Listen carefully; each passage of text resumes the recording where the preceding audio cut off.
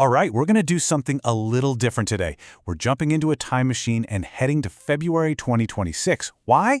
Because we're digging into a fascinating hypothetical strategic audit that asks one single massive question. What on earth happened to XRP? And this right here, this is the core puzzle we're trying to solve. For years, the whole story was about the SEC lawsuit. That was the one huge roadblock. But in our 2026 scenario, after getting that legal clarity, XRP didn't rocket to the moon. It just stalled. So what gives? Okay, so check out this timeline, because this is where the story gets really interesting. The lawsuit wraps up in August 2025. That should have been the moment, right? The massive catalyst. But fast forward just a few months to early 2026, and all that momentum is gone. The audit actually calls this moment a crisis of utility. It's a huge signal that the legal win was not the silver bullet everyone was betting on. So this brings us to our first big theme, this paradox of a victory that doesn't actually feel like a win. I mean, how can you clear your single biggest hurdle and still find yourself falling behind in the race? And here's the crucial insight from the audit. The market, it seems, had already priced in the win. The big money was thinking, okay, even if they win in court, that doesn't fix the deeper, more structural problems with the asset. Think of it like this. Legal clarity was the ticket you needed just to get into the stadium, but it didn't guarantee you could actually compete and win the game. And that gets us right to the heart of it all, this massive disconnect between what XRP was supposed to be and what it had become by 2026. This is a story of a truly grand ambition running headfirst into some very, very harsh realities. I mean, just look at the difference here. The dream was nothing short of world-changing. The idea was to become the neutral plumbing for the entire global financial system, a swift killer. But the reality in 2026, this audit paints a much darker picture. It calls XRP a legacy token, basically a piece of tech from a bygone era getting shoved aside by newer, faster, and frankly, more capable competitors. But you know, the problem wasn't just competitors on the outside. The audit found some major threats that were actually baked right into XRP's own design and Ripple's own strategy. The report uses this absolutely brilliant analogy. It says the XRP ledger is like a purpose-built calculator trying to compete in a market of cloud computers.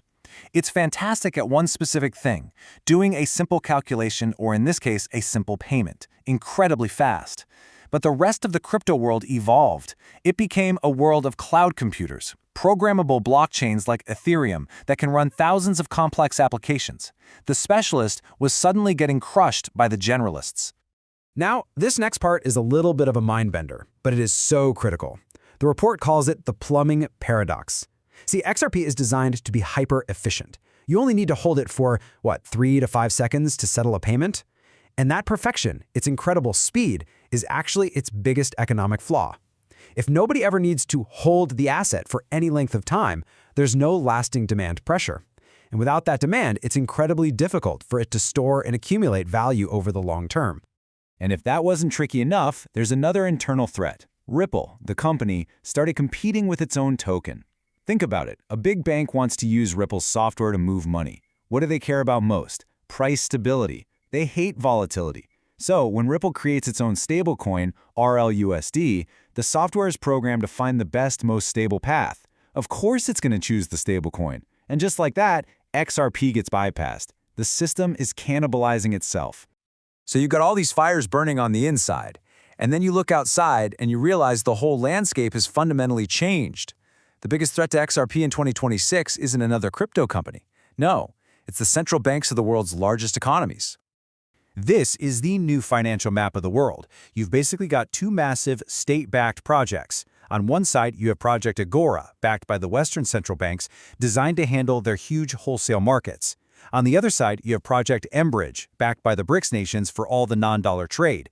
These two giants are effectively carving up the entire global settlement market between them, and there is just no room left in the middle for a private commercial player like XRP.